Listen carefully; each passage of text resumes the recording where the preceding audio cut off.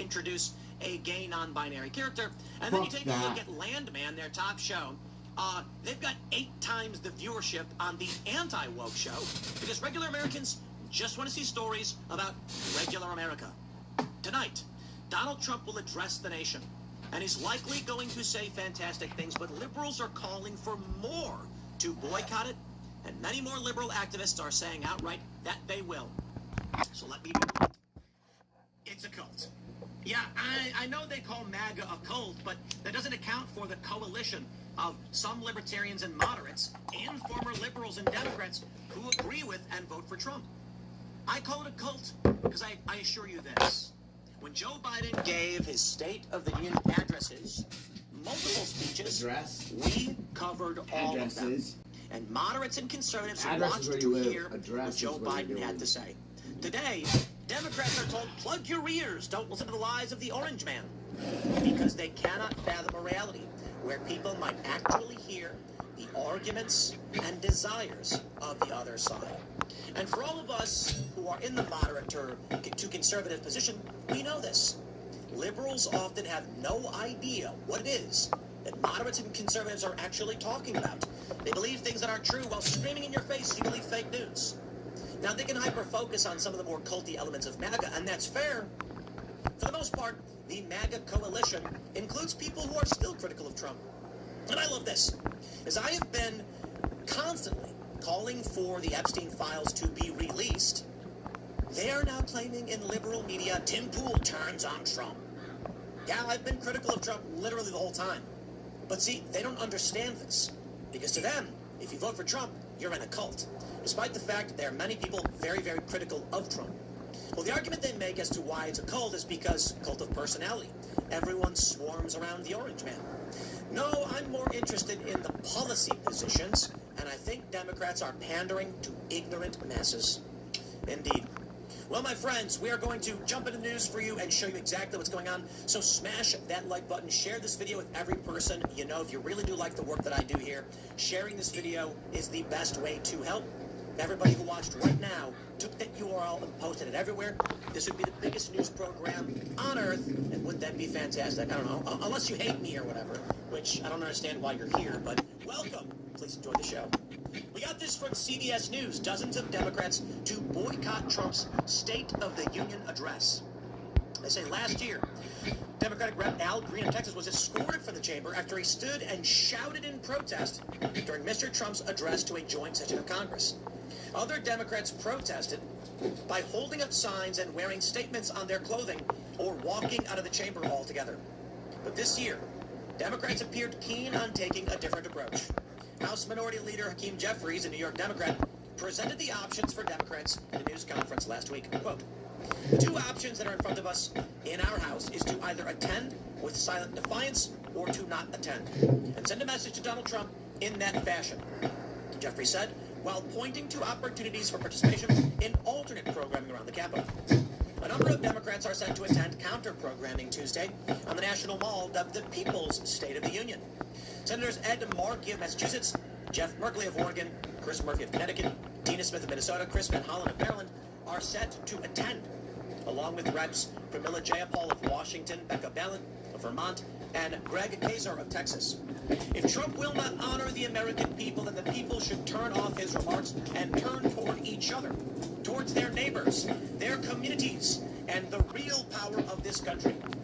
Another counter-programming event is taking place at the National Press Club earlier in the night called the State of the Swamp.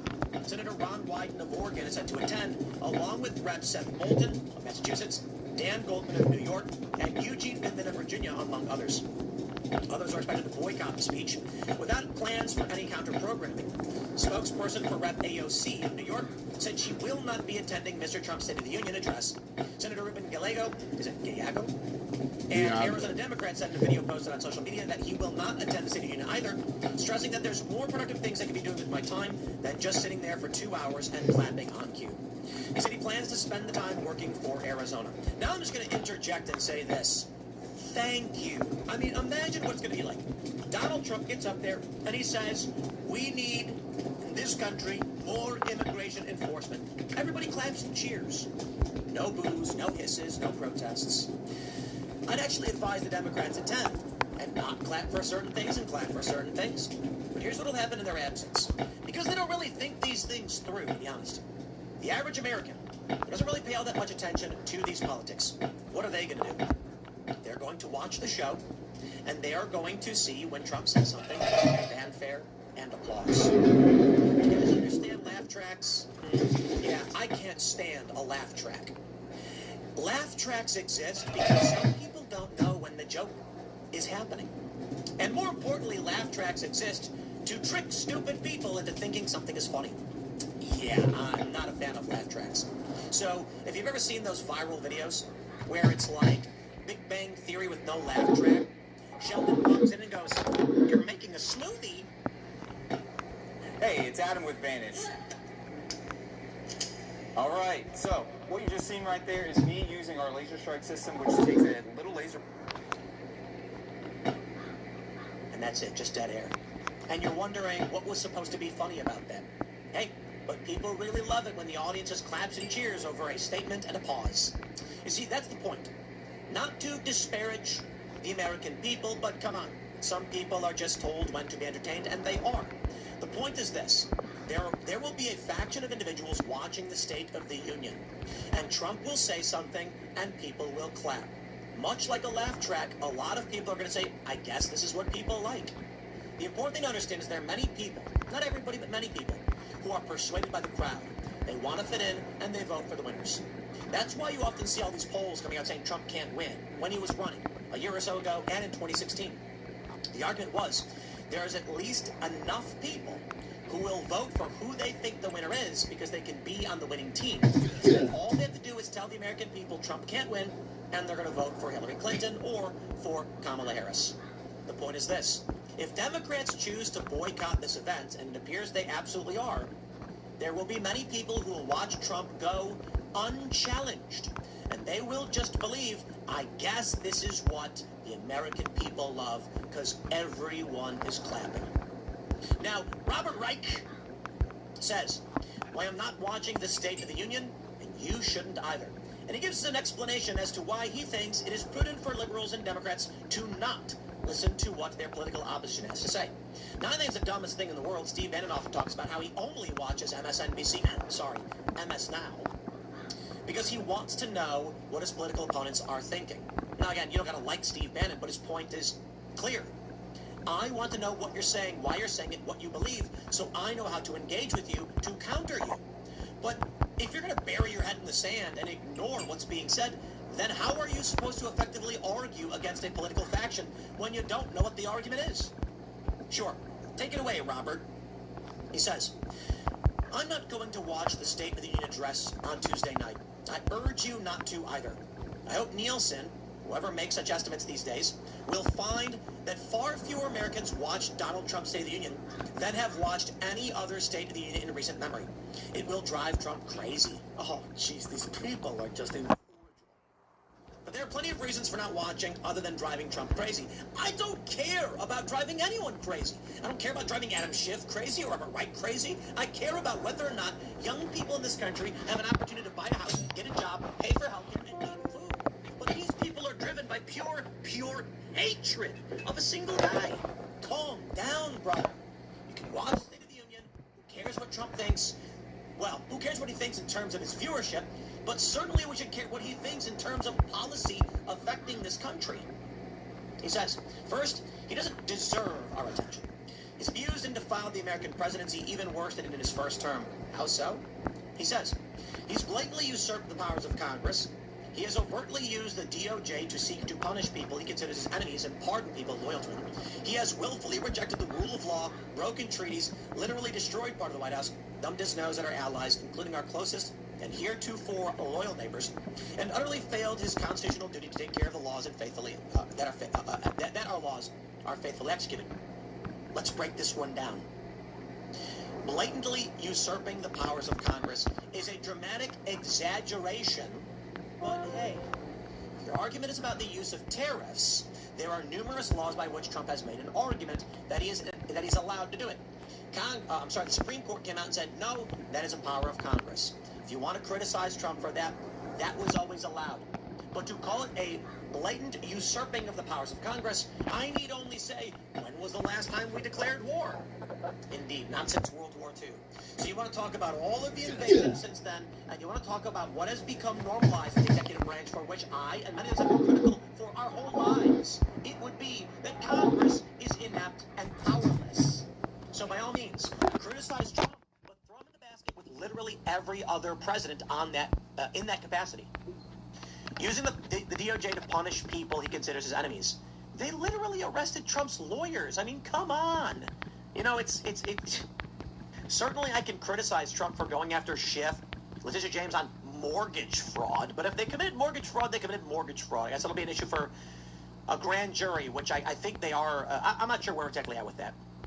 Come on, Democrats literally did this. They arrested Trump's lawyers for simply providing legal representation. So spare me your fake outrage. He has willfully rejected the rule of law. What does that even mean? Broken treaties. What are you talking about? Literally destroyed part of the White House. Remodeling happens all the time. Thumbing his nose at our allies and utterly failed his constitutional duty. Now, thumbing his nose at our allies, fine. You're critical of the actions Trump has taken against our EU partners because they're not paying certain bills or tariffs or whatever. That's fine. But stop framing it like Trump is lighting everything on fire and just frame it for what it is, a policy disagreement. I'm sick of all the hyper-inflammatory nonsense, okay? He continues, he lies like most people breathe. He's a fraud and a traitor. Okay, anyway, we get the point. Okay, we get the point. You don't want people to watch what Donald Trump has to say. And I'll tell you this, the real reason is because that's how you maintain a cult. If Trump comes out and says something reasonable, they won't hear it. They'll simply turn on Jen Psaki later, who's going to say, Donald Trump called for beating children. And they go, oh, why would he say that? Take, for instance, Donald Trump's phone call with the U.S. men's hockey team, where he said, I want you guys to come to the White House, but I got to tell you, we got to invite the women's team too. And they all laugh, and he says, I think I'd be impeached if I didn't. And it was a joke. He wanted to invite both teams. He's ripping on the boys. So what did the media say? Trump complains that he has to invite the women. No, he was literally just making a joke like, no, it's not just about you guys. And it was the minorest of jokes. And then what happened? The U.S. women's team said, we can't make it. Sorry, but thanks anyway. We've got this from Fox News. The Democrats ditching the State of the Union. Oh boy, look how many we've got. We got a hefty amount of individuals who are refusing to attend. I think it looks like we got about 17 listed right here. Am I wrong? Looks like 17. Indeed. Adam Schiff declares that he is skipping Trump's State of the Union address. Let's, well, I don't know that I actually want to play what this guy has to say. Let's, but you deserve to hear him, I guess. And actually, I think I have to, is it muted? It is. And I got to unmute As again. the Justice Department, Donald Trump is violating the law and Constitution. He is ignoring court orders. He has weaponized the Justice Department to go after his enemies. He is letting loose ICE troops in our streets that are getting people killed. I will not be attending the State of the Union. I've never missed one. I have always gone both to inaugurations and to States of the Union, but we cannot treat this as normal. This is not business as usual. I will not give him the audience he craves for the lies that he tells. I'll be outside the Capitol with Midas touch and move on for the People's State of the Union, 8 p.m. Eastern Time on Tuesday. Oh, 8 p.m. you say? Well, maybe we'll jump in and take a look live on Timcast IRL to see what y'all have to say, because we're not in the same degree of developmentally disabled, or lying, I guess. I'm very much interested in exactly what these people are going to say about Donald Trump, and I will challenge them when I feel that they are wrong or lying. And I'll say the same thing of Donald Trump. Donald Trump's come out and repeatedly said, we have conquered affordability. No, you haven't. I go to the grocery store, people are freaking out. Donald Trump, of course, is going to say this is a midterm year, and he wants people to believe everything is A-OK. But people go to grocery stores, brother. So certainly Trump has done well in some areas, but you can't just approach it like, we declare victory. Here we go. Here are the libs. Tammy Duckworth saying, I won't be attending the State of the Union. I'm not interested in hearing another campaign rally full of lies. Thank you, Senator Duckworth. Oh, me, oh, my, oh. Well, NBC News reports that Trump is heading into the State of the Union facing a diminished voter trust on the economy. Americans' trust in the president's handling of the economy has tumbled, depriving him of a valuable political asset he has held for a decade. Indeed, I agree. Sorry, guys. There are a lot of people that are going to come out and say, no, it's better than ever. Trump's doing great. Yeah, I'm sorry. I don't live in a very expensive area. We moved to West Virginia. No offense to West Virginia, but largely because it's more affordable. The money that we have can go a lot further in building the things we want to build with cheaper land and cheaper cost of living. Though, to be fair, it is getting expensive because nobody wants to live in D.C. or Virginia and they're moving here. Driving costs up. But that being said, I go to the grocery store, man. It's expensive, and it's only gotten worse. I know people say, but Tim, the cost of eggs are down. Well, to be fair, that's the one thing I don't know the price of because I have a chicken coop and we have too many eggs already because chickens lay them for us for free. But that being said, when I go and I buy the typical snacks we do, understand this, guys. I'm not somebody who goes out and generally does the family grocery shopping, but I do go periodically. Usually the missus will go and she'll pick up the things that we need. With tremendous respect, I'm appreciative that she does it. However, we have supply orders for the office, for the staff.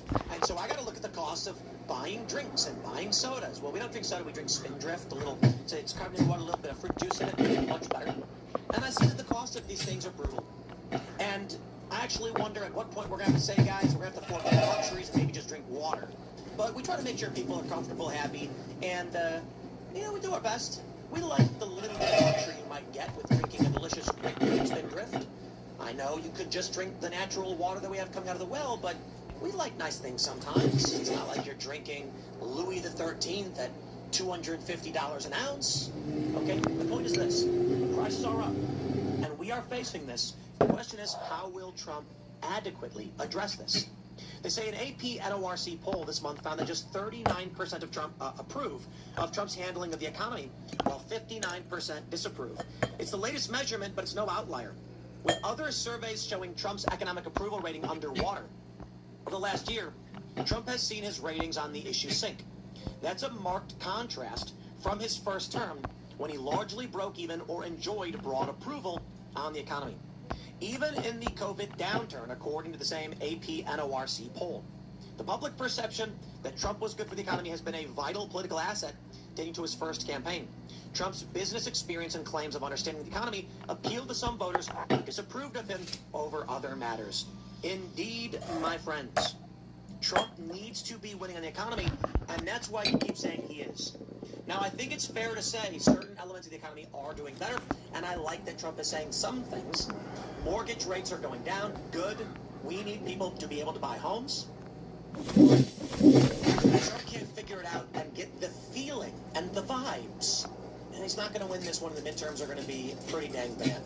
I mean, look, Democrats are never going to be better on the economy. That's a fact. They will spend to oblivion.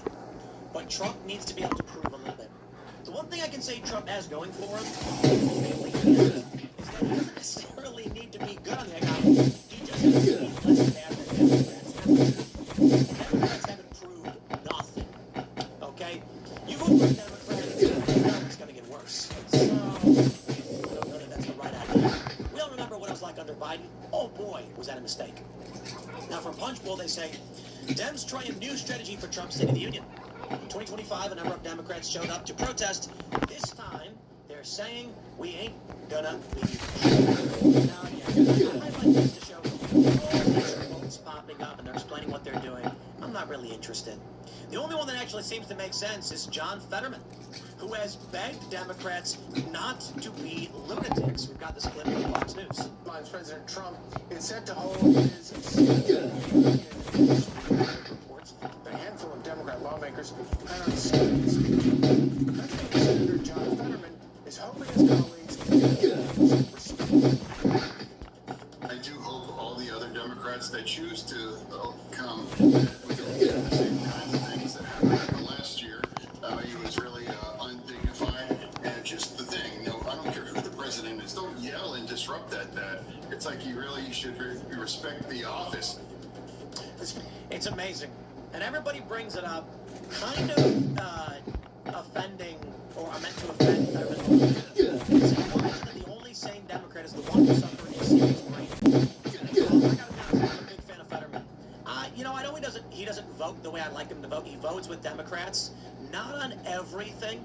He is much more of a moderate, and he needs to be what the Democratic Party is. Sorry, that's reality. Okay? He speaks out, he speaks nice, he is rational. He votes bad, but that was always allowed. You don't have to vote for everything I want. Here's what I would love to see. You know, I say this of Bill Maher. I disagree with Bill Maher on a lot of things, but I think he's a good dude. I think he's a rational dude. I think he means well, and I think he'll be honest about hard truths. We disagree on certain policies. He certainly doesn't like Donald Trump, but you know what? If Bill Maher's view and structure of how the Democratic Party should operate was the way they actually did, they would be crushing elections, and I wouldn't be all that mad about it. It'd be more like the 90s, like, oh, the Democrats won again. Well, you know, it is what it is. Let's go watch football. But what do we have now? Ladies and gentlemen, I give you the best of the best. Newsom pushes the Democratic Party to be more culturally normal if they want to win. Oh, fucking shut up, you dumb cunt. Clip. I don't know what phone want. Fuck him, dude. I don't want to listen to that cunt. Nothing that Gavin Newsom has to say is worth it anyway. That's how you create a legacy. Create a legacy.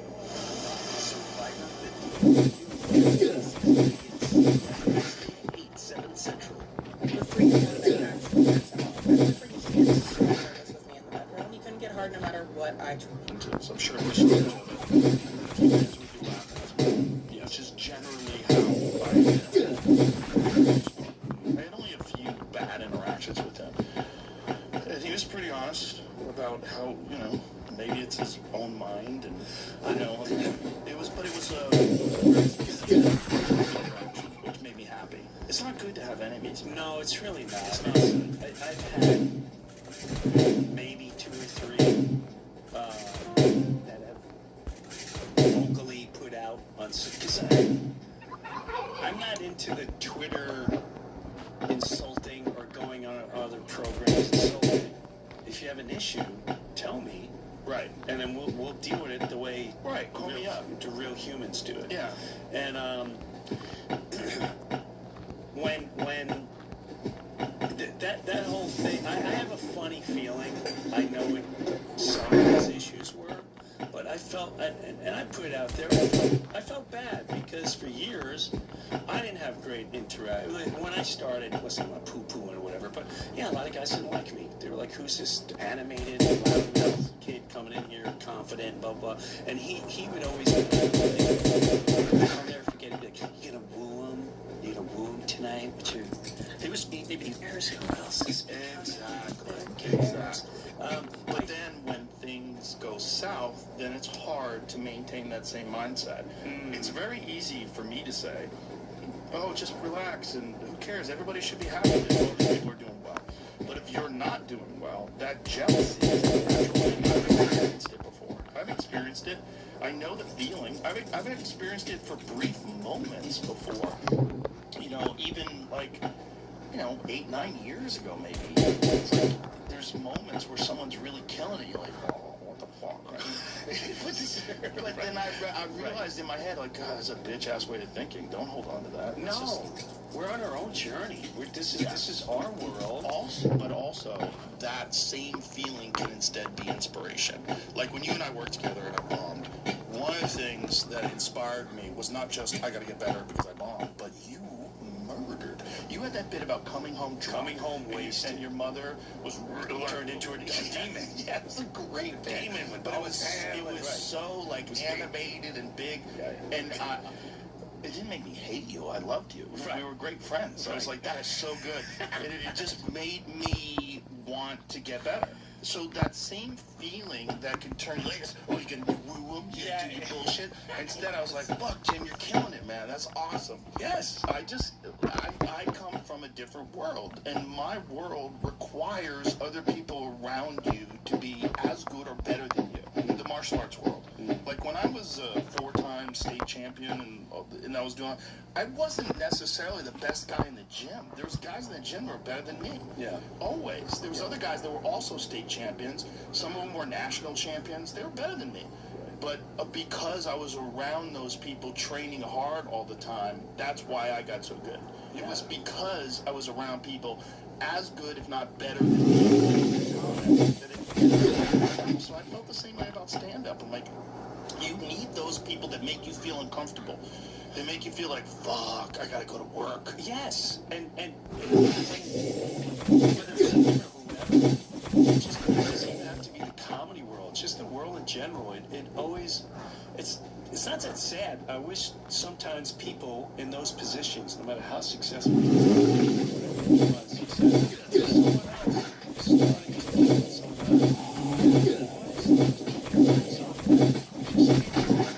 Your own lane. I hate that term. No, I've heard that. It's not stay in your lane. It's stay in your world of confidence. And I saw a couple people try to take us away. I think it's A, they were envious, and B, because you had certain people on, and perhaps they're angry because they're still lumped into how they define themselves to certain gangs that their allegiance goes to. Yeah, ideological. 100%. How dare he have... Don't platform that person. Don't platform this one and don't platform that one. Don't platform... And matter of fact, I would even hear chatter like this. I would never... And I'd go, yes, you would. Because... Well, if you wouldn't, then you would never be me in the first place, so what are you worried about? We're different human beings. Correct. The point is, I understand. I do. I understand those feelings of anger and those feelings of jealousy, of resentment. It is absolutely normal, but it is a bitch-ass way to think. And I've thought those ways. I've thought bitch-ass things. I've 100% I understand. Taxes was chasing updates and getting nowhere. 100%. So I understand. It's normal, but people need to learn myself is that not only does not help you, it hurts you, but the same exact experience can instead be inspiring to you, and that will help you. And you're going to be uncomfortable with comparing yourself to someone who's better than you. But that uncomfortable feeling is what leads to growth. It's really important. It's good. It's good for you. But what's not good for you is to try to dismiss that person and shit on that person. Like, even if someone's doing something that I don't like their style. So what? I don't care. There's a lot of music. I have teenage girls. No. When they listen to music, they love it. I don't like it. But it doesn't mean it's not good. They fucking love it. They love it. There's a lot of guys that are into jazz. I don't like it. But it doesn't mean it's bad. No. It's great for some people. It's their art. It's like everybody has a thing that you're into and everybody has a different style. So if someone's doing something that you don't enjoy, you don't have to hate them. It doesn't mean, that's not beneficial to you. It doesn't help you at all. It's somewhat what you said, but you can have your bitch-ass feelings. Yeah. You just don't have your bitch-ass emotions and act on it. Don't act bitch-ass. Just don't act bitch-ass. That's when you start having issues, when you put it out in the universe, because they're still inside you, which we all have it. Yes. It's when you put it out there, now it's out there, now everyone looks at you a whole different... I've done that multiple times. I'm never proud of it. I always feel horrible. Never toward, always within family or friends or so. Never, I try not to Put it out in the world. In the world with names of people, because I don't have any qualms. It feels feel proud horrible. of yourself. No, I feel like a little punk bitch. Like, Yes. I just did that. Oh I my know. God, I thought I was mature. You gave in to those bitch-ass feelings. It's thought I was normal. mature. It's normal. Like, I remember someone was telling me that Chris Rock was selling out everywhere after the Will Smith thing. And I swear to God, for like a couple of seconds, I was like, oh, what the... He's selling out instantly, all these arenas. It takes me a couple of days. Like, it's so stupid. It's so dumb. Like, he was the hot ticket because everybody wanted to see him. But it was only for a few seconds. And then I was like, what the fuck is wrong with you? Yeah. Like, you fucking silly bitch. Yeah, such a dumb way to think. But the problem is, you don't, in the time, and then the other thing is, they think that they're going to diminish that by attacking you. But That's what they the issue. don't understand is when you do that publicly, the heat comes for you. Because now you've set the game in motion. Now you started moving pieces around the board, and then people are starting to move pieces against you. And that's the... I felt that even at a time where I felt it was necessary, the whole Carlos Mencia thing. I said that to my friends afterwards. I said, I don't think I'll ever do anything like that again. Because just the negative...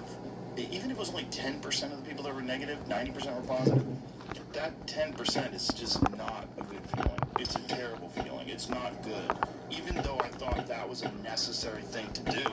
Because not just him, but I wanted to expose the way the business was treating that, where they were profiting off of it and openly covering it, and they knew about it, and they thought it was just business. But that was what my agent said to me. It's just business. I remember a phone call we had somewhat after that, and I remember you telling me your agency dropped you. They dropped you. That's I'm not crazy to think of that, right? No, they dropped me, but what they said was that I had to apologize to him, or they couldn't work with me anymore. Correct. And I said, listen, then if just you bringing that up, our relationship is over.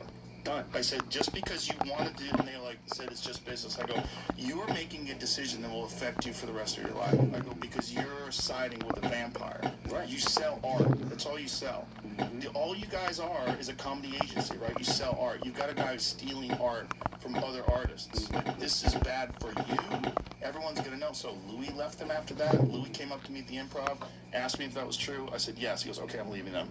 Attell, Nick Swartzen, a bunch of people did. So it wasn't like I was right. But it was also, the negative feeling of the people angry at me for it was so gross. It was you put that out there in the world as a giant distraction. It takes away from most of your life. You think about it all the time. It's just not good. At that time, I understand, but also, for instance, that was already out there. I need to find my daughter. Let's do what we... Also, for instance, that was already out there. With him? Yeah, and I personally... With comics it was. It was out there with comics, and it was out there with him. I personally didn't see particular, but I worked there maybe once or twice, and I'm not an LA guy. So, everyone and their mother, there was a lot of people that would say that. So when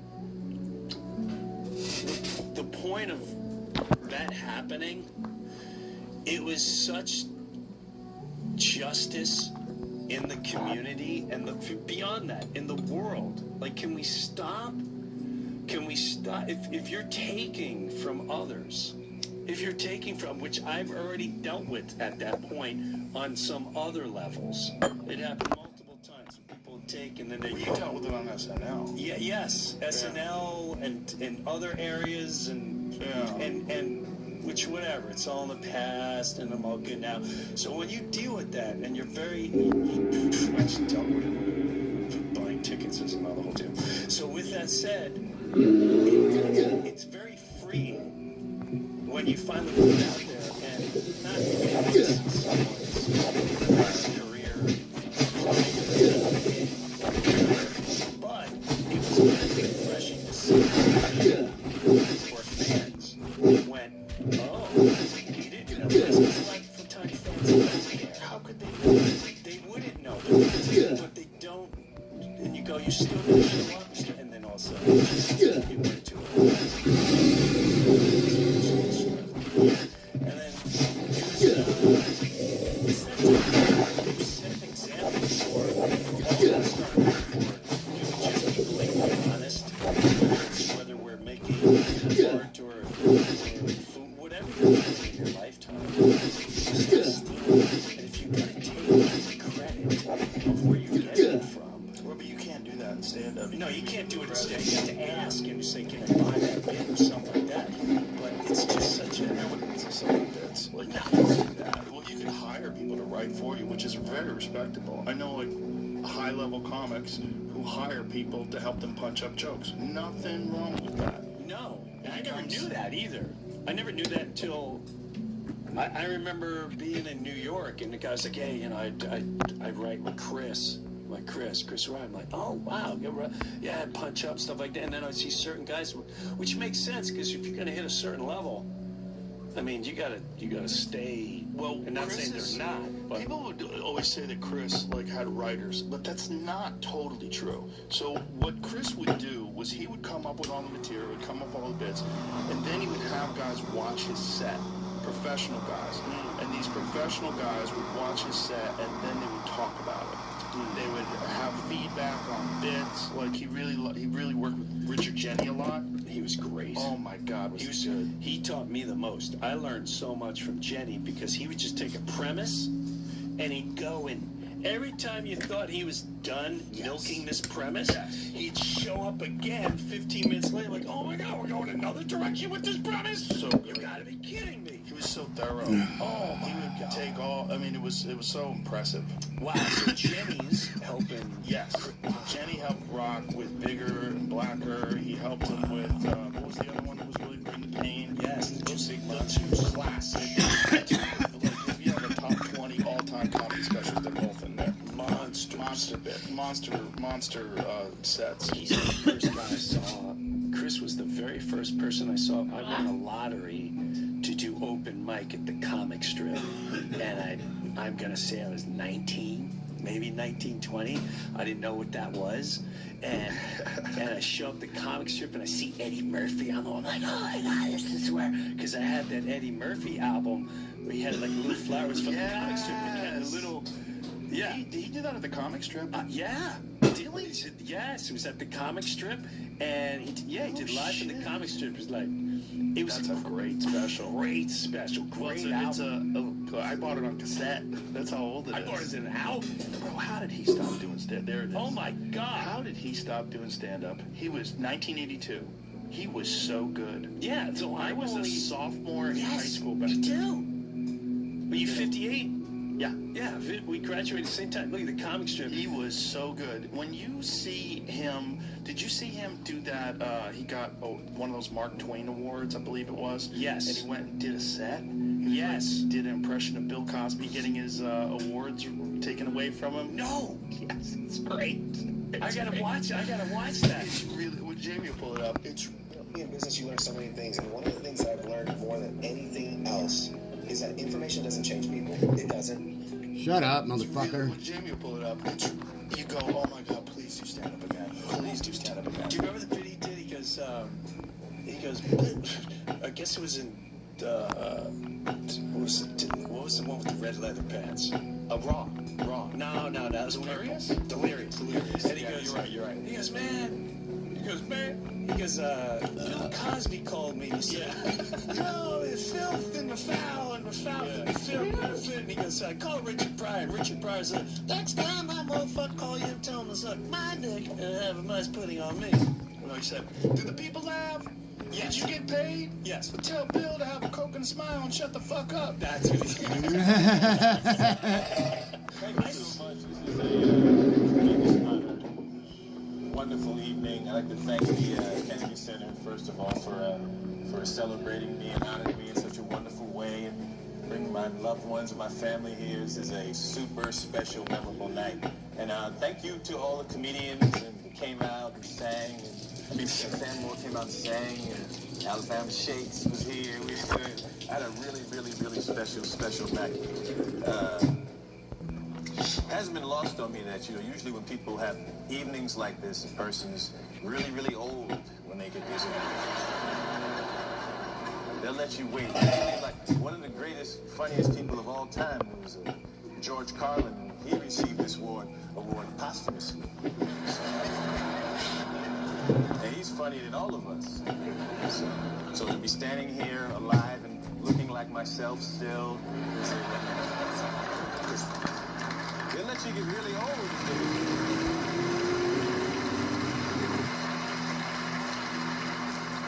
And there was also some confusion about whether or not it was an award or a prize. And actually, it's an award.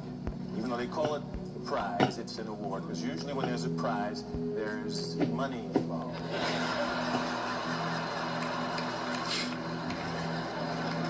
And I thought I was going to get some paper. I was like, yo, Mark Twain Twain Award at Kennedy Center. That sounds like paper. But they told me yesterday they raised $2.3 million. I was like, yo, I'm in there. Then I came down and they told me that there is no, it's a prize, but there is no money. And I was like, oh. So I think to clear up the confusion for future recipients, maybe you don't want to call it the Mark Twain Prize. Maybe you might want, if you don't want to call it the award, maybe you could call it the Mark Twain Surprise. Surprise.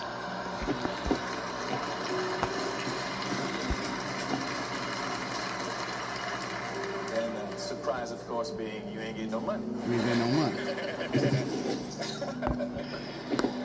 But that still doesn't diminish how wonderful this is. A wonderful, wonderful thing to be included with some of my heroes, Richard Pryor and George Carlin and Carl Reiner and Lily Tomlin. Who else got this? Bill has one of these. Did y'all make Bill give his back? I thought it was a big outcry from people. They were trying to get Bill to give his trophies back. You know you f***ed up when they want you to give your trophy.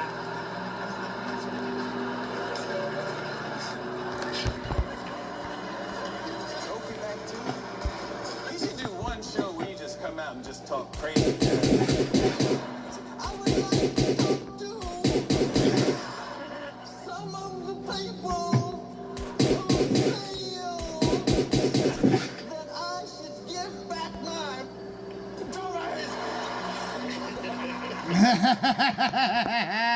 Obviously, they leave that out.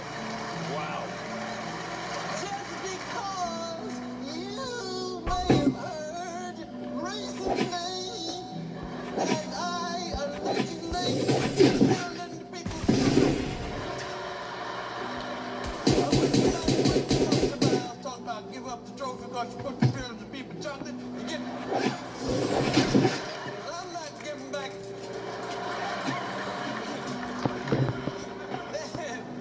And who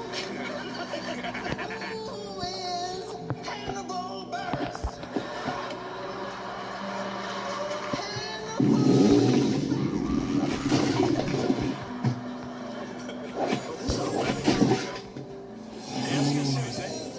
Dick Gregory said. Yeah, that's Dick Gregory. It was, right? Yeah. Come on out, push over. You know, he's like a stand-up. Like, he's doing stand-up. He is accepting the award. He's killing, and he hasn't done stand-up in fucking decades. I think it's the Billy Joel thing where he's such a hit. It's so special monsters. It's want to be compared to that is such a, like you and I, our community's like, I have no clue Eddie Murphy was stand-up. They have no clue. They just know him as Donkey. Donkey and Shrek. That's right. It's Big Mama. Yes. Yeah. They don't even know that. They just that's not him. They just know Donkey. No, he was the other one. When he got fat. The clumps. Doolittle. Yeah, Nutty Professor. There was other one where he played like a bunch of different people. That's the clumps? Yeah. Doolittle. He's the one where I committed to doing stand-up. My parents moved to Florida. This is like 87, something like that. So I'm taking theater. I'm doing stand-up in Long Island, Levittown, the Governors, and I was shocked when they discovered me. I was so cocky, so cocky. It's like, how do you not know I've arrived in New York? Soon I will be discovered. And then my parents moved to Florida, and while I'm down there, I'm really struggling. I think I was almost 21 years old. I said, I'll just go into restaurant management and hotel. And I took that nonsense class. And then, hey, it's Adam with Vantage. All right, so what you just seen right... And then Eddie Murphy. And the only reason I was doing it was for my mother. Because my mom's like, you gotta fall back on something, and you need a pension, and you know they're worried. You gotta get a pension and make money, and God forbid something happens, Jimmy, you gotta do something. And so while I'll never forget this. This is like I want to say it's late '88, maybe early 1989.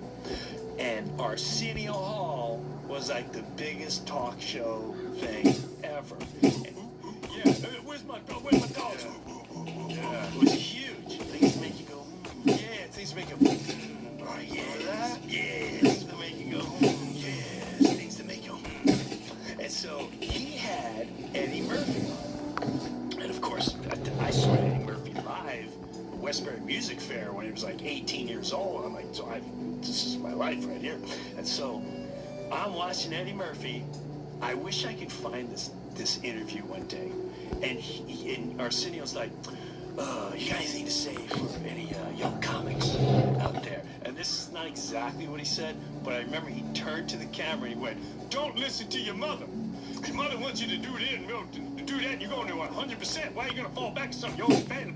If you're going to make a pizza, you're going to make a pizza 100%. You're going to make pepperoni. But the point of it was that don't listen to your mother. You're going to go for it. You know what you want to say.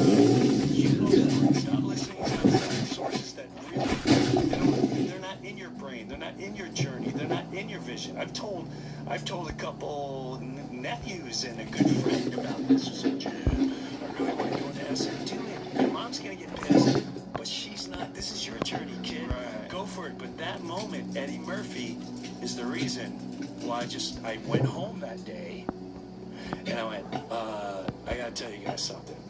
And my dad's World War II vet. Everyone's a cop in the family. My dad is still like, you can still sign up for the police department. I got a good pension. Officer Jim. Yeah, dude. The windows rolled down, smoke comes out of the car. That joint. Get the fuck out of here. You know why I pulls you over? No, okay. I don't need that. Get out of here. Don't be an asshole. Just get home safe. Don't follow me. And not only that, I told my dad, if I ever had to chase someone, I'm not giving you a ticket. I am going to beat the shit out of you. If I'm running, my cans are killing me, and I'm going through red lights, when I get you, I'm taking you down a dumpster. This is not going to end well for you. I'm not made for that. And so I said, hey, I want to let you know right now, I am going to be a stand-up comedian.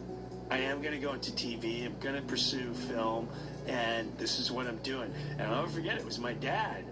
It was my dad who turned to me, never shook my hand in my life. Anyway, you're a man now, and he goes, you go do that, because I never had that opportunity, and I want you to have more than me. And my mom was like, Jesus Christ almighty, be careful, be careful. Be careful, Jesus Christ. Later that night, she's having martini. You know what?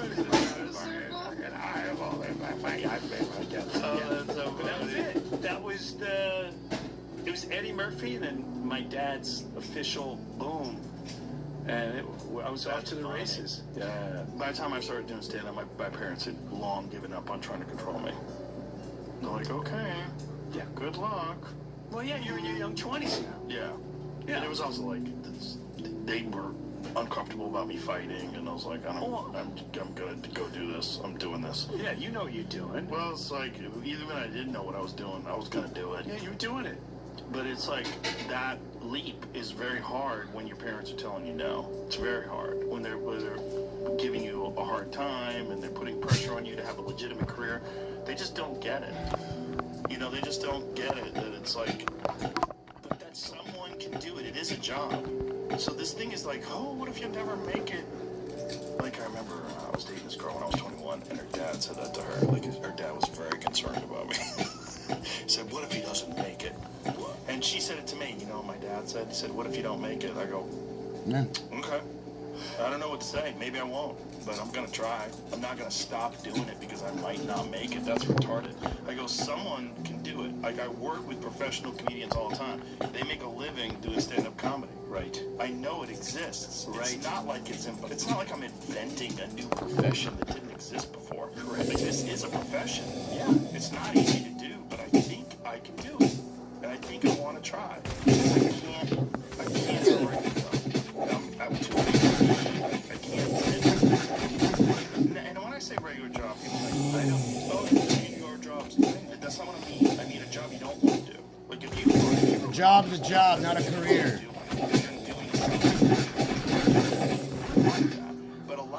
that's not what they're doing. A lot of people are just doing a job, and that beats you down.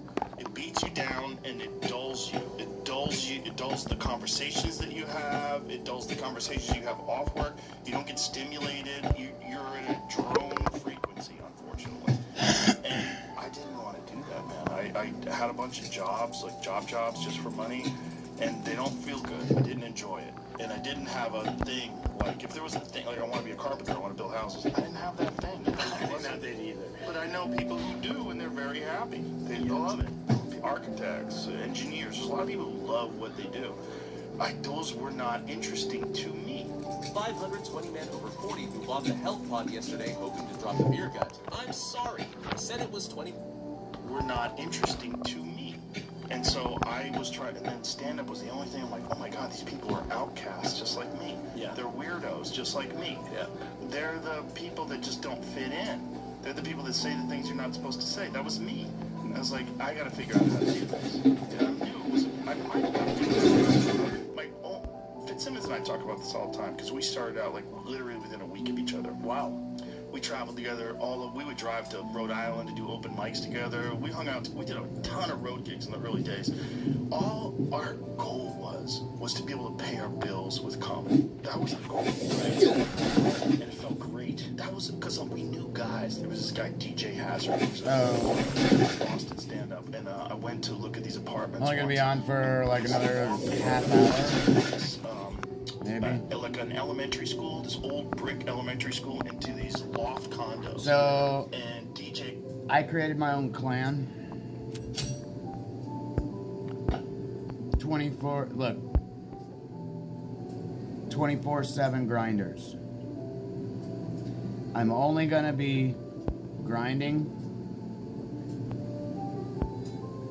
So, if somebody wants to come over here and be on every day, they can join. I don't care about anything else. And there's no fucking levels to the camp, too. Like,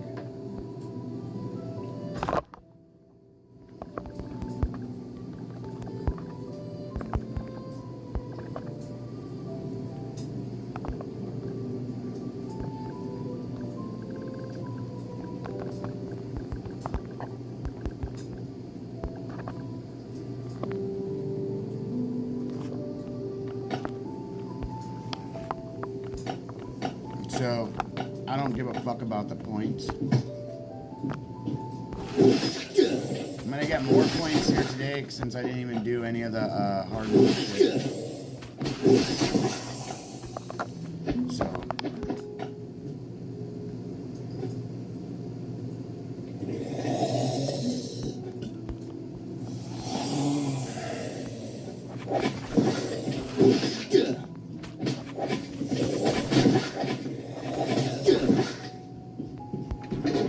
I play more than most people even try to. So, like, I really hope people can fucking, like, follow my lead, but I'm gonna try to find people that are like me. That's all that I think I can do is get people to fucking play like I play. But if somebody can't, it's totally all good. Like, I mean, I play all day long, but the thing is, I don't play all day long. Like, I mean, I play enough to get everything done and grind some. Yeah, if you're active every day, you can join me.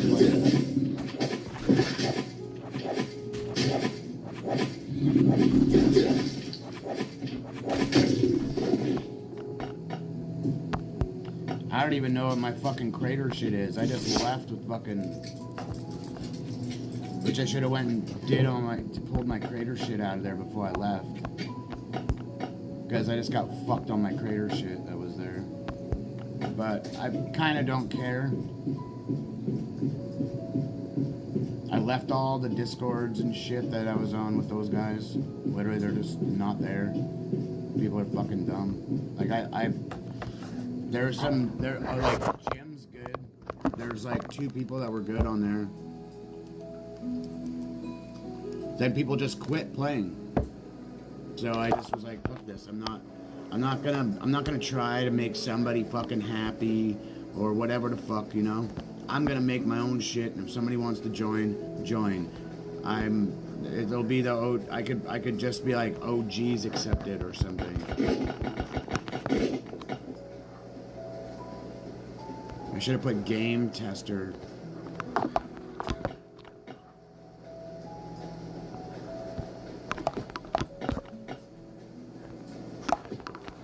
grabbing all these bandages. I gotta do. Either we can pay to go on a raid right now, or we can just try to make 20 fucking kits. So I've been trying to grind the bandage, this shit, the cloth. So I think I went over and checked.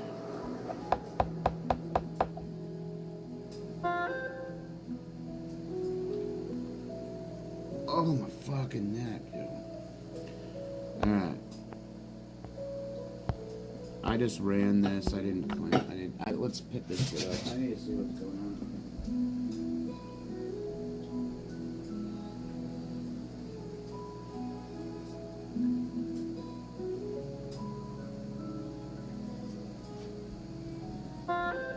Oh, Scooby's girl.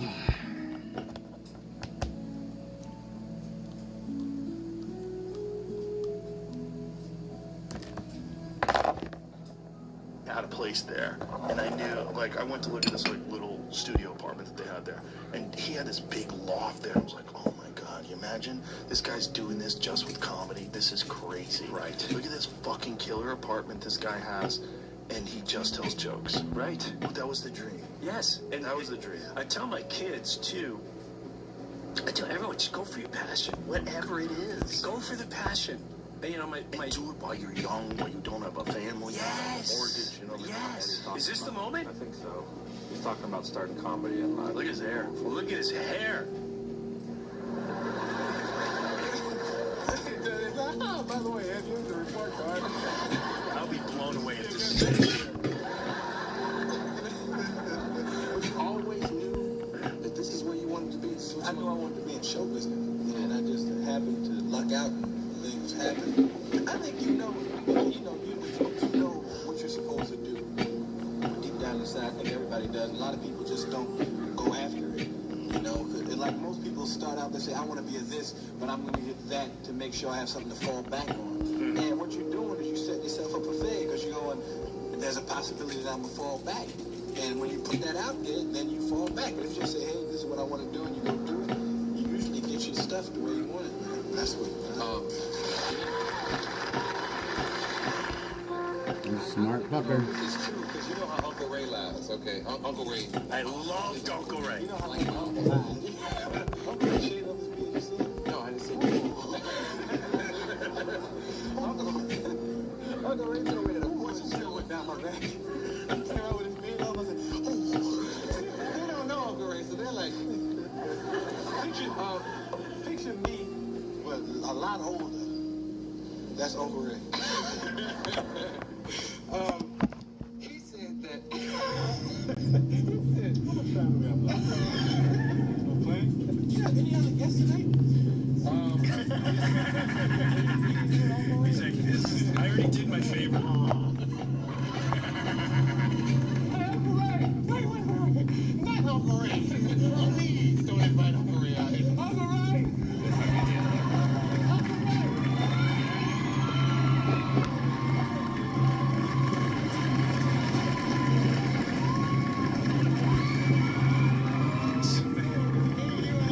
That's hilarious. He brought his uncle out. Dude, he would bring his uncle. His uncle would murder. His uncle would murder. I think on Leatherman. His uncle would murder. Now you got me wondering. Maybe there's another interview. No, I could stop. Like, did I go from that or in my head? Did you add to it in your head? Did I add to it in my head? That does happen. It does happen. I don't like that. Oh, I don't like that because I'll argue. I'm like, I absolutely said. It's so weird when you have a memory that you're sure of. Yes. Other people are like, no, this happened, that happened, the other thing, and you're like, wait, shit. But you're right. And I do remember saying the fall back stuff because I used that going into talking to my mom. Like, Mom, can't fall back. What do I do? That is a fact that you can't fall back. You can't have a net. You're not going to make it if you have a net. No, you're spreading yourself thin all over the place. It's just too hard. Well, also, the amount of focus that it takes, whatever you're trying to do in life, the amount of focus that it takes to do it. This is what I always say to fighters when they have like 1 foot in and 1 foot out. I'm like, quit. Because the consequences of you facing a guy that's all in are devastating. That guy wants to be the best ever, and you're not sure if you want to fight anymore, but you're going to get hurt. Right. Yeah. Right. That happens a lot. You see that a lot. Yeah, because sometimes it's just for the cash. Well, it's also their identity. There's, they're not sure if this is the right career for them. Maybe they have a couple of losses. They don't feel confident anymore. Like, get out. But with comedy, at least you don't have to worry about getting hurt. Like, really what it's just about is like, okay, you're presented with more challenges. Figure it out. Figure it out and you push through. Somebody's done it, okay? There's people out there that are doing it. Well, which is one of the things that we really, when we started the club, one of the things that we implemented at the club that we thought was really important is a legitimate development program. So Adam Egget, who is the talent coordinator for the Comedy Store, is now the talent coordinator for the Mothership, but he takes it very seriously. There's a program. Right. There's 2 days of open mic nights. He watches everybody's set. Right. He sits down, he takes notes, he gives them feedback, and then when they start progressing, he gives them a little bit more time, and then maybe he'll give them a spot on one of the showcase shows. Right. And doing that and allowing people to have a pathway where then they go on the road with some of the other headliners. And we have a lot of guys that are headlining on the road that are taking a lot of the people that work at the club, more people that work in the staff, take them on the road with them. And now, so there's a pathway. So not only do you see that others have done it, so you know, but there's a way. It's like we're helping. And there's a lot of talented people that they get frustrated, and we all knew guys that were really fucking talented when we were in New York. Remember that kid from Jimmy's Comedy Alley? I brought him up before. Dark hair. He was really fun. Really fun. Remember Jimmy's Comedy Alley in Queens? I know I brought him up on the podcast before. Vaguely. This kid was funny, but like, where's he from? Really socially conscious. He was a New York guy. He was a New York guy. Was he kind of sporadic and off the wall a little bit? Yeah, he was a little weird. Yeah, I know who you're talking. You know who I'm talking about. And he, oh my God! But he was funny. George? Is it George Gallo? No, that's another guy who was very funny too. Okay. There was another guy, but this guy was different. He was almost like, kind of like, clearly he was a fan of Bill Hicks. But he wasn't stealing from Bill Hicks, but he was clearly inspired by Bill Hicks. Okay. I mean, not Bill Hicks style at all, but socially conscious stand-up that was like really funny and good. And I was like, this guy's gonna make it. And, almost Stanhope-y. Like Doug. Not as good as Stanhope. Not as good as Stanhope, but didn't have, like, by the time I met Stanhope had been doing stand-up for probably 12 years. So he was like super legit back then. I think that's when I remember we were at some Florida event, and I went down there totally fluffing my feathers. I think I might have had a season of SNL. I'm like, I'm wearing my my peacock feathers out. And Stanhope was the winner of this festival, and they got to play the last night. I think it was like Todd Barry. All I remember is Todd Barry, Doug Stanhope, and me. Now, I was supposed to follow Todd Barry. No offense to Todd. I'll take that any day of the week, because Todd's energy was lower. Right. He's like a deadpan guy. Right. Deadpan, no matter murder. I know, I feel comfortable. I'm like, okay, I usually do okay after deadpan, no matter what. I'm ready. I'm seasoned. I can do this. They go, we're switching the order. I'm switching the order, because at that time too, I think the manager, maybe it was whoever it was, he knew. He's like, there's no way he's gonna be able to go up after Stanhope. So they switched Barry and Stanhope. So now I don't know who Doug Stanhope is. And Doug Stanhope goes out. I'm going to say for like the first couple minutes, he's eating it a little bit. And I'm like, why would you do this to this kid? And then all of a sudden he snapped. And all I remember is from that moment on, I went, oh, shit. This is going to be an issue going up after this. And he was murdering, like slaying. And the things he was saying, because at that time, too, I'm not a dirty guy. I'm not, I just choose sometimes. I love filthy material. But I just don't always go that. And he's hitting subjects, like dark subjects, and it's sex, and he's beating the shit out of the room. And I just went, yeah, this is not going to go well. And I remember going up, like, I held my own, but I don't know if I pulled off going up after a very young, unproven stand-up. Even back then, I was like, I gotta keep my eye on this guy because he's a monster. And he was all. Well, this is like 90, maybe mid-90s. Yeah, I think I met Stanhope 98, somewhere around there. No. Well, maybe. That is him. He just looks different there. Whoa! Wait a minute. He's older. Yep, that's him. No, it's just Keith So Anthony. is he still working? Who's Keith Anthony? Keith Anthony is the guy that I was telling you about Jimmy's Comedy Hour. Oh! He was very funny. He came to the Comedy Store. He drove across the country in a Cadillac that had the roof sawed off of it. And it was a convertible, but not really. So it didn't have a top. And so he got rained on while he was driving across the country. So his entire Cadillac is filled with water while he's driving. I don't know if he drove with a raincoat or if he just ate it. Just ate the water. But yeah, that's Keith Anthony. Yeah, that's him. Thank you, Jay. Is he still around? How did you pull that up? Is he still around? Or? I don't know. I haven't seen him in forever. I remember we brought him up on the podcast a few years ago. Yeah, like on track.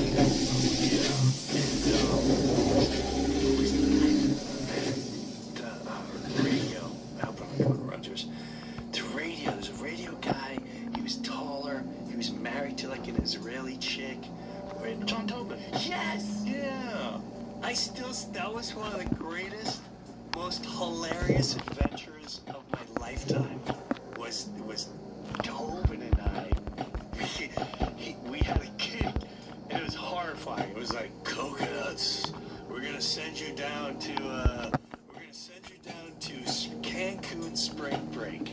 Right? Oh God. Oh yeah. And I'm young. I'm like, oh my, I'm not even married yet. You were in Cancun? Yes. And it's spring break. I'm like, oh my God. What year was this? Okay, so I got married in 1992. I'm going to say 1992. 1992. And I think I'm making $500 for 2 weeks. You have to work every single night, right? So, wait a minute. So, I'm with you. So, I don't know who the other comedian is, right? Right. And so I land in Cancun, and right away, the bells and a whistle, and have a tequila shot. I'm like, I'm young, like, this is great. Tobin is probably 10, 15 years older. Yeah. Yeah? Yeah. So I wanted to say he was in his young 40s. I could be wrong. So as we're driving down to Cancun, we're getting wasted on the bus. Who wants another shot? I want another shot. Greatest gig ever. So we pass all the spring break hotels, and there's no one left on the bus. There's nobody left on the bus, except for some guy who's like in his 40s, right? And I go walking up the bus drive, like, hey, where's La Travasse? And he's going, down. What? I don't understand what he's saying. And this guy goes, he said it's downtown. I went, oh. I go, what's your name? He goes, John.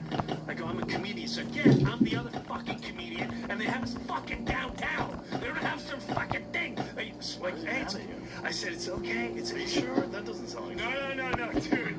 It was John. This is really funny. So they put us downtown, right? Me and Tobin, and me and John talked to this multiple times. Said one day we got to write this as the funniest adventure ever. We had to take. First of all, we check in the hotel, and the guys are like, "Yeah, I don't know if the other guy's still in there. What other guy?" They're like, "The three of you in one room. Well, three of us in a room. What are you talking about?" John's losing his shit. He's arguing with his. He's like, "I'm married to an Israeli chick." So now we go to our room, and there's someone in our room. It's like, and he goes, "Yeah, I haven't been paid yet. Been stuck here for like a month." But, oh yeah. So I slept on the floor. No. On my lap, as Tobin is, right? So I'm on the floor. The first night I wake up, and Tobin's like yelling over the other. He's like, "If you keep snoring, I'm gonna lose my shit." Right? So by the end of the week, we're not getting paid. All the gigs are getting canceled.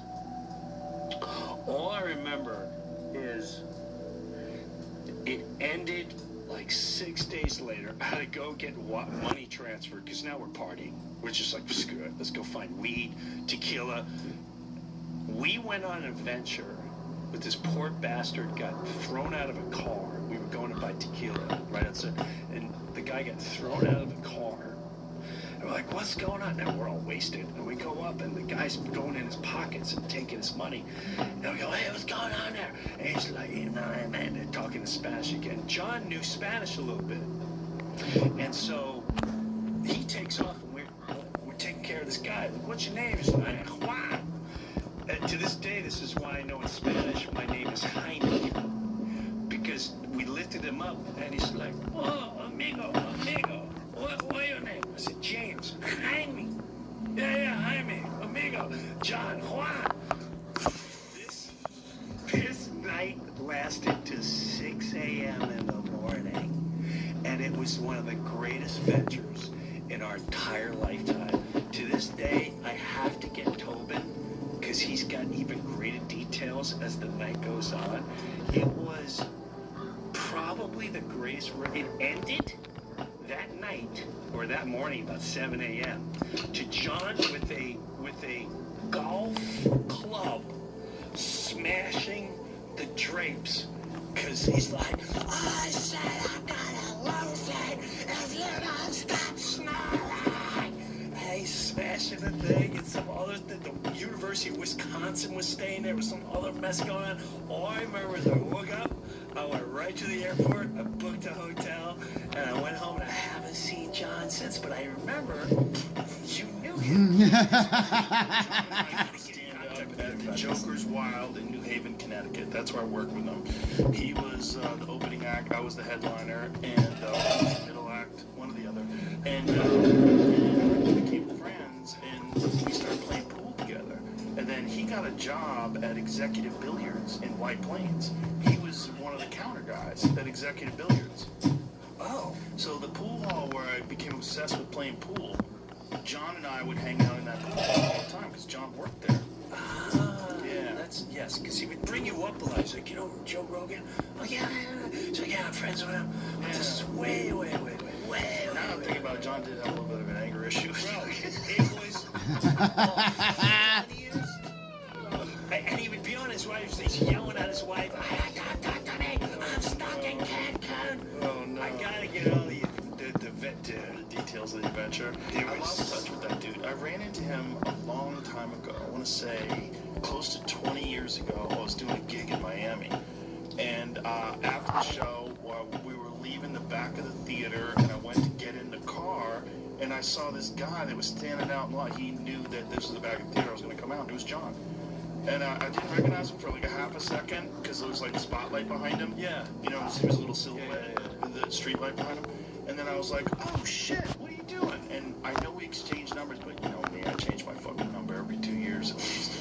I lost touch with him a long time ago, and I lost phones, and I don't know. But John and I were always in that pool hall together.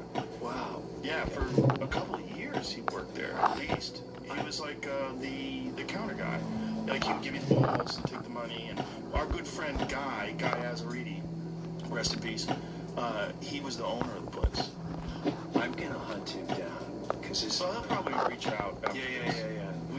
There was a black guy with us. The other guy was a black guy, and every day we'd leave, and this little hooker would follow me. She had to be like in her 50s, and she was chubby and a mess, and she'd go, "Yeah, little boy." They're like, no. But the black dude would always go, "Yo, I'll take you." I go, no, too big. I swear to God. That's hilarious. And what's crazy is that adventure we went on, we end up going to this guy's house, and he made like his wife and stuff cook for us at 3 in the morning, and his whole family is staring at us, and I'm a jackass, I'm all juiced up, like, we're gonna get you out of Mexico, and we're gonna get you to America, we're gonna help you out right now, we're gonna get you to America, we're gonna help you out, we're gonna save you, you don't worry about it, and I remember the neighborhood too, like they're as you go through, dogs just running wild. Wasn't it a nice part? It was just a part of town. Like, are we safe? And who lives on a street? As we're showing up like 3 in the morning, it was the hooker that stays outside our hotel room. Like, you can't even write this. She's like, oh, go. Jaime. No. Like, no, trust me. No, I don't want any of that. But she tries to get me every day. Every day she tries to get me. You used to be able to go to Mexico and it was no problem. Like, Mexico was a fun place to visit. Did you see what's going on right now in Puerto Vallarta? No, I heard. I tapped out. You don't know? Yeah, I tapped out everything. Oh, listen, it's just started yesterday. There's a gang war, or the cartel war, that's going on. Alright, it is 2:45. Because they killed the head of one of the cartels. So the military arrested and killed one of the heads of one of the cartels, and Puerto Vallarta right now is a war zone. Really? They lit a Costco on fire. There's gunfights in the streets, cars and trucks on fire. Roads are shut down. You can't fly out of there anymore. All the airlines won't fly out. Air Canada pulled their flights. All these places pulled their flights. So there's tourists that went to Puerto Vallarta on vacation that are Americans that are stuck there. Is U.S. citizens urged to shelter in place after Mexico drug lords killing sparks wave of violence? Yeah, this is going on right now. Like, right now. So see if you can find some video of it. That's south, right? Puerto Vallarta? Yes. South of, like, Cancun and all that? No, it's on the other side of the country. On the fucking... Yes. Okay. I think, right? Isn't Puerto Vallarta the West Coast? Like Cabo? Yes. On that side? Not that side. It's the East Coast. It's by Cancun, dude. It's near Punta Mita that has that, there's a beautiful Four Seasons resort there. Yeah, it's on the west side. But there's a gang, or like a literal gang fight. It's not out on the peninsula. Put the videos, cartel, just write cartel violence after that. Cartel. It's fucking crazy. Just write cartel. Look at that, Henry. Yeah. The footage is fucking banana. Look at this. There's real shit. This ain't real. That's AI. Right. Me and the boy, this is real. This I've seen. Go full screen. This is the Costco on fire. Bro, they're blowing up buildings. There's gunfights in the streets. They've got armored vehicles. There's shootouts. I was watching this video where these people are like hiding in a building and you're just fucking gunfights in the middle of the street. It's crazy. Look how much is on fire. Look at these people on the beach like nothing's going on. And were they targeting? I'm jogging. I know the world's on fire, but I'm gonna get my 10,000 steps in. I've got my Guy's on earbuds a in, horse. and I'm listening to native flute music. All these fucking people just chilling while this building's on fire in the background. That's hilarious. They're surrounded by cartel warfare, and Air Canada has canceled flights out of Puerto Vallarta. Yeah, look at that. Bro, this is so bad for tourism. This is going to cost Mexico billions of dollars. You know this kind of shit. Look at the What are you talking about? They're the ones that are fucking doing it. The Mexican government's doing it. Mexican government and cartels are both cartels. Go back to it. 10% off at Verbo. And now you too can go. You ever see those Jet 2 holiday. That one right there. Chaotic scenes in Puerto Vallarta after CJNG, Jalisco, New Generation Cartel, Sicarios started to block main roads and set civilian vehicles on fire in multiple regions of Mexico, including Guadalajara, how do you say that? Mahacan,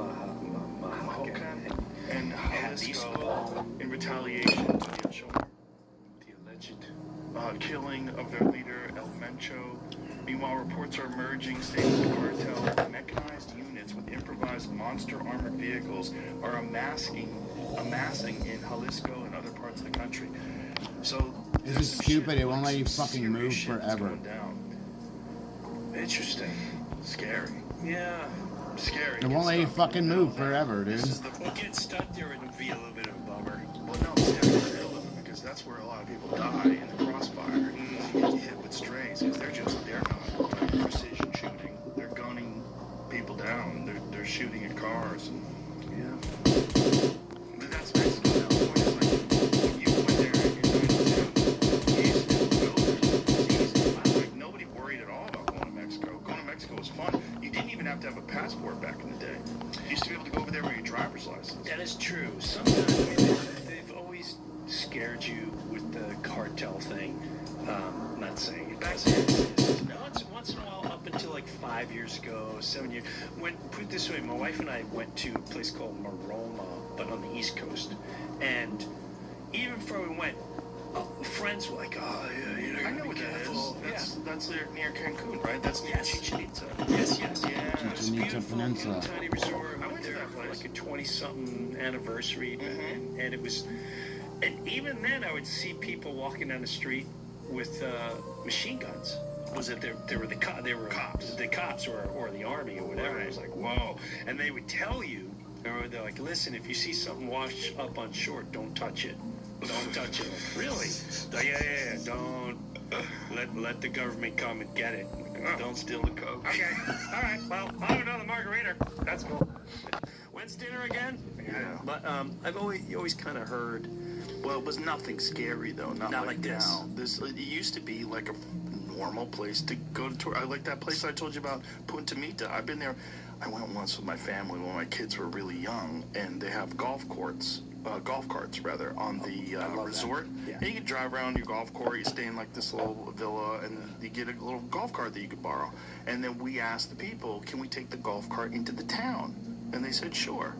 So we leave, and you leave the resort, and then you go into the town, and it's just like immediate abject poverty and this militarized police station where these guys were on an armored car with this like big armored plate and a fucking machine gun, and the guy's sitting there just like he's ready to go.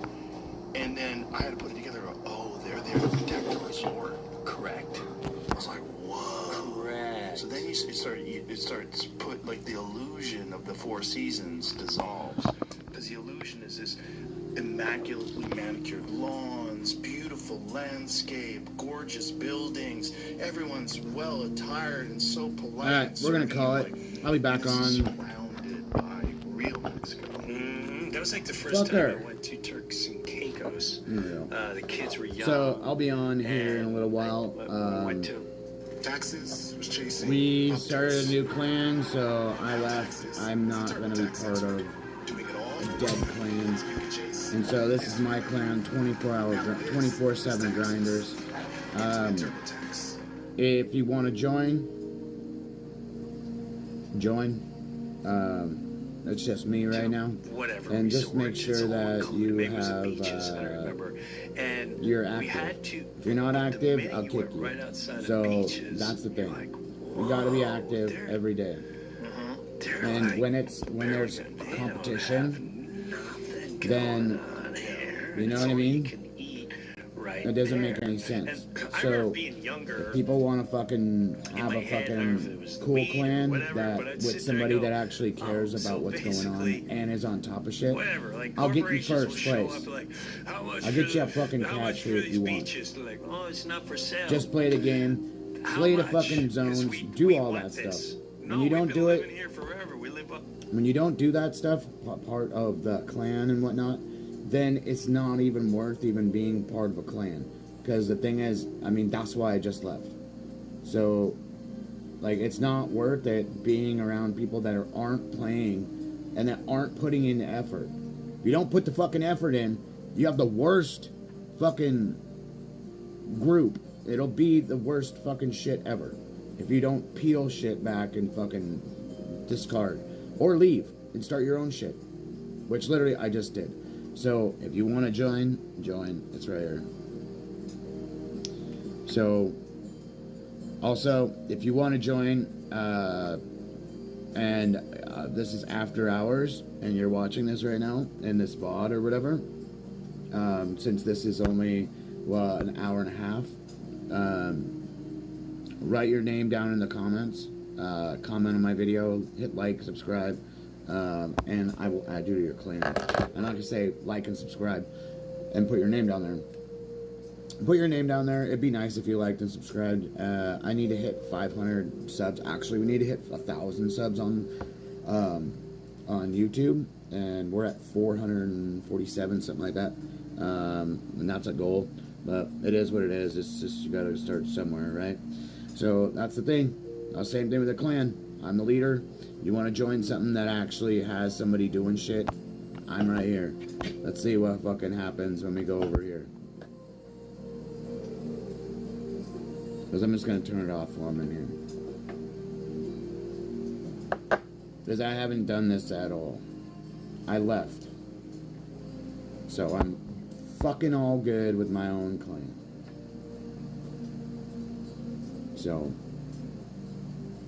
too many people want to say they'll play, then they don't, then there's like, oh, I had this, oh, I had that. I understand, but the thing is, be there. We have 15,000. My level's at 44 right now. So, and how much did I sell? I didn't sell dick.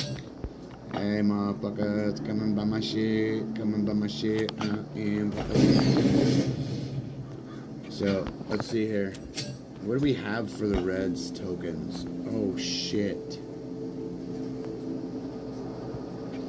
Okay, so my personal storage is going to be... I need 1,600. And hopefully... Did somebody buy something? Did they buy something of mine? Please.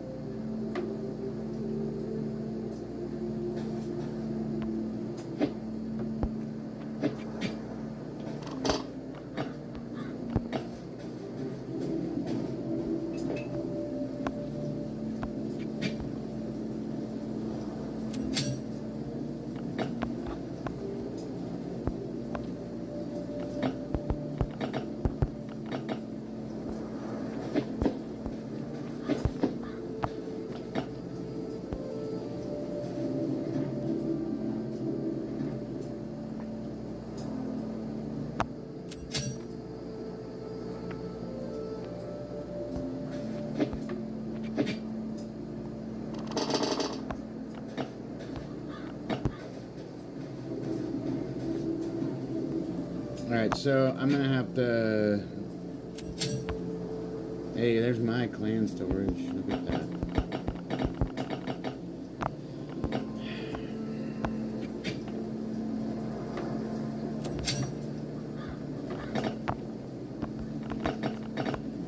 Get some of this stuff out of here. There's too many stacks of shit.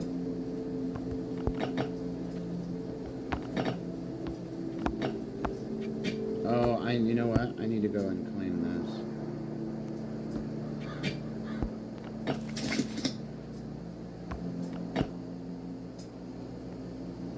up. Turtle's just staring straight at me. Just all fucking both eyes looking right at my face. I'm like, what the fuck are you looking at? It's too funny. Alright. We're getting offline now. We made a new clan.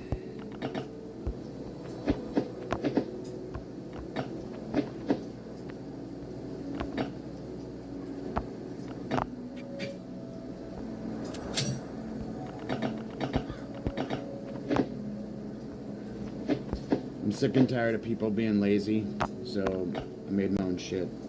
Might as well do it. I really don't care if that people are not, you know, whatever, not online. So I obviously solved my problem. So I'm not gonna be able to do any of this shit. We could buy something.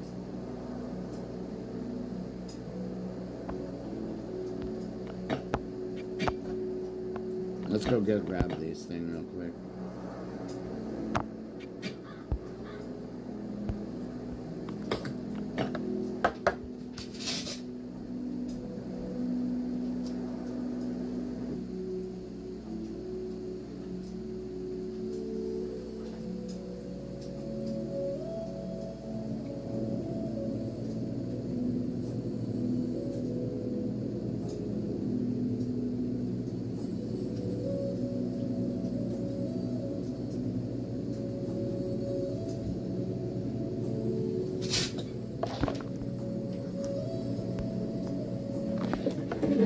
Find it now. Give me it. Fucker. There's only one place in an apartment, and hopefully I don't have to fucking bounce to another one, because I don't want to be on for another, like, 5 minutes. Go figure, right?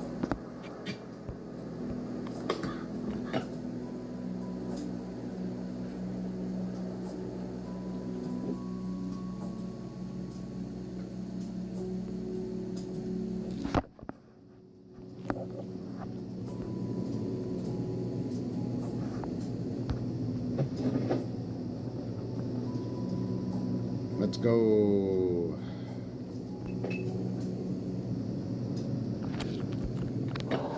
Alright. I'll see you guys in a little while. Come on, let's get out of here and just grab a couple of these things. So at 15,000, we can grab that big backpack now if I can go find one for sale. So, yuppers. I'm in my own clan now.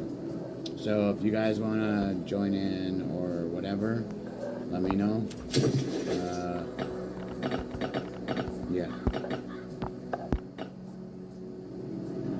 So, I already knew this was going to happen for me to not be, like, yeah.